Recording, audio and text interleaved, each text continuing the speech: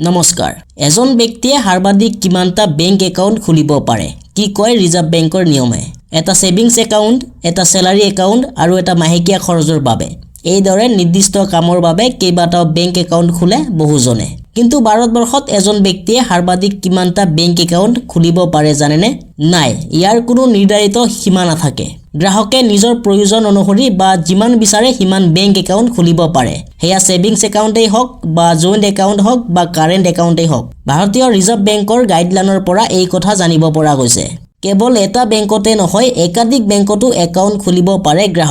গ্ৰাহকে কেৱল ন্যূনতম একাউণ্টৰ বেলেন্স বজাই ৰাখিব লাগিব এই ক্ষেত্ৰত চিন্তাৰ কোনো কথা নাই মনত ৰাখিব স্যালাৰি একাউণ্টৰ বাহিৰে প্ৰতিটো সেভিংস বেংক একাউণ্টত ন্যূনতম বেলেন্স ৰাখিব লাগে অন্যথা বেংকে মাসুল কৰ্তন কৰিব মাসুল কৰ্তনৰ পিছতো ন্যূনতম বেলেন্স ৰখা নহলে একাউণ্ট নেগেটিভ হৈ পৰিব ব্যৱসায় কৰা প্ৰতি মাহে লেনদেন কৰিবলগীয়া হোৱাসকলে কাৰেন্ট একাউণ্ট খুলিলেই ভাল কৰ্মচাৰীয়ে প্ৰতি মাহে দৰমহা পায় তেওঁলোকৰ বাবে স্যালাৰি একাউণ্ট আছে ইয়াৰ বহু লাভ আছে কোনো ন্যূনতম বেলেন্সৰ প্ৰয়োজন নাই তদুপৰি ইয়াক অস্থায়ী একাউণ্ট হিচাপে ব্যৱহাৰ কৰিব পাৰি অৰ্থাৎ গ্ৰাহকে চাকৰি সলনি কৰিলে একাউণ্টটো বন্ধ কৰিব পাৰি আনহাতে সাধাৰণ গ্ৰাহকে সেভিংস একাউণ্ট খোলে ইয়াৰ উপৰিও ইয়াৰ পৰা সুতো লাভ কৰে আকৌ পতি পত্নী অথবা দুজন বন্ধুৱে মিলিও জয়েন্ট একাউণ্ট খুলিব পাৰে গ্ৰাহকে যিমান বিচাৰে সিমান একাউণ্ট খোলাৰ সুবিধা থাকিলেও বিত্তীয় বিশেষজ্ঞসকলে তিনিটাতকৈ অধিক একাউণ্ট খুলিব নালাগে বুলি পৰামৰ্শ দিয়ে অন্যথা একাউণ্ট মেনেজমেণ্ট কঠিন হৈ পৰে আৰু ন্যূনতম বেলেন্সৰ কথা ইতিমধ্যে উল্লেখ কৰা হৈছে